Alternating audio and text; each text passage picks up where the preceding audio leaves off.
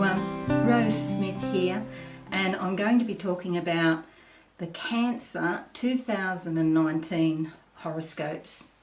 So you're a Cancer if you were born between 21st of June and 22nd of July, okay?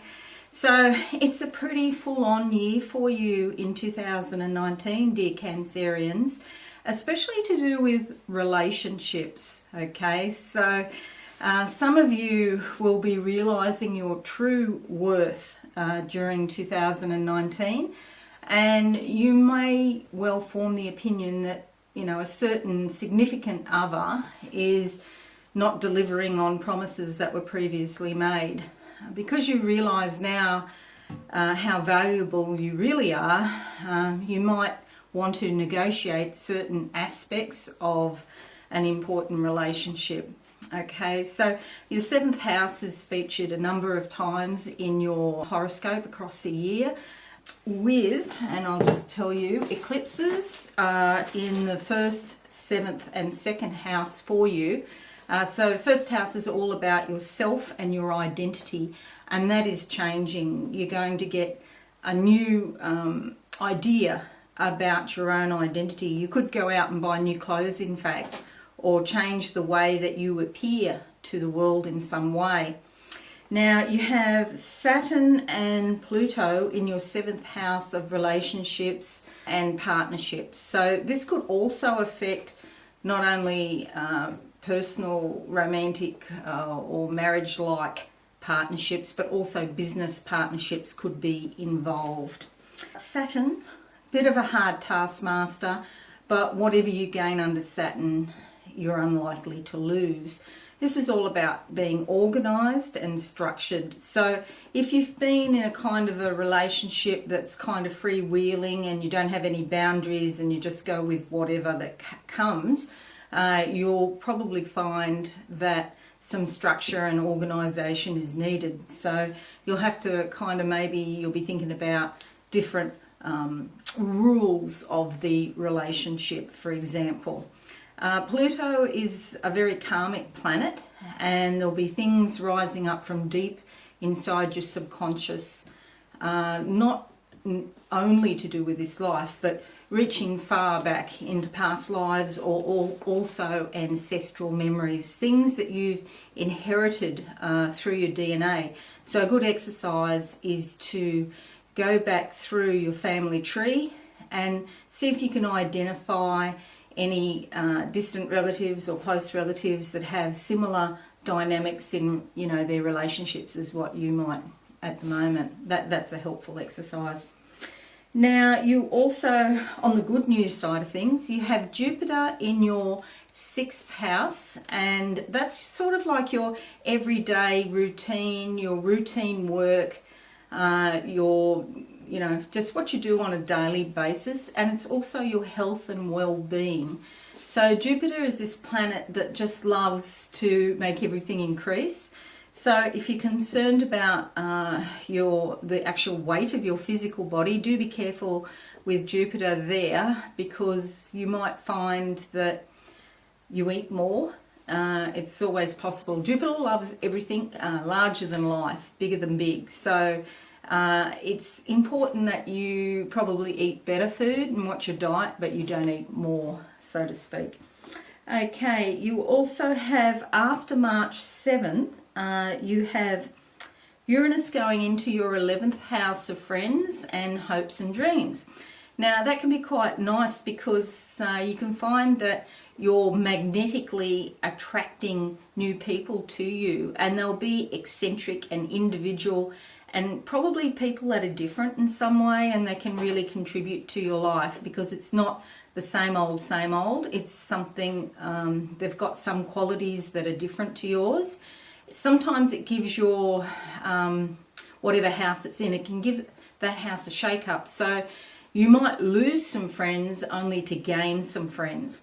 And there's also some good luck, unexpected good luck with Uranus too. It's not all, you know, shock, terror, trauma. It's an erratic type of planet. It's got a very elliptical orbit, and it's often associated with things out of the blue. So it's a revolutionary, innovative planet that likes to create in unusual ways. Okay, so this is to do with your friends, groups and associations that you might be part of, and also your hopes and dreams. So if you've, for example, been thinking or wishing you could get a new job or start a new business, this influence will help that, because it'll fill you with inspiration, fiery inspiration to get started. Okay, so it does have some really beneficial effects.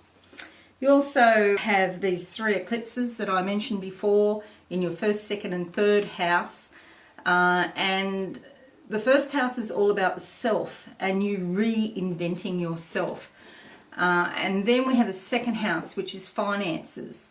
So you're going to get a shake-up, particularly in January this month, with your financial situation and what you value. The things that you thought were important to you may well change.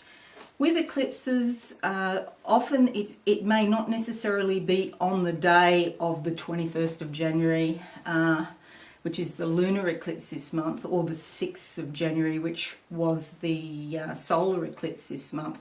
It can be for a period of some months, even up to 6 months after the eclipse, that the effects start to take place. But there's definitely something going on with your finances, and you need to really be careful in 2019 because things can kind of come up out of the blue that you didn't expect. The eclipses in July and also December are also around your 7th house, in your 7th house of marriage and committed partnerships. So you could get a shake-up there. And because Saturn and Pluto are already in your 7th house, some of you may say goodbye to relationships, which is ultimately a good thing. Anything that isn't built on strong foundations or isn't really helping you evolve into being the best person that you can possibly be will probably fall by the wayside this year. And you've probably had a hint over the last year or so, you know, that things are not going so well. So this year it's kind of like make or break. You can renegotiate your relationships so that you know, you might be able to come up with something that works better for you. However, you know, if you can't, if the person just won't cooperate, then it's going to be quite a difficult year in that regard. But as I said, it's ultimately for the best, because you are valuable and you need to realise your worth. Now, the other thing we should talk about is our old friend Mercury retrograde, and I'm just going to give you the dates because I can never remember the dates.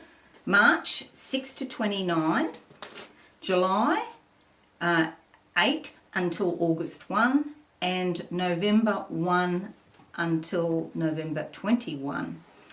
Okay, so what happens is not all of the Mercury retrogrades will affect you that strongly, but the Mercury retrograde in Cancer will very much affect you. So please go to the website, it'll give you all the details of exactly which Mercury retrograde is where and whatever. So Mercury retrograde, besides those dates I just gave you, 5 days either side is a period called the shadow period, when it is coming on or going off.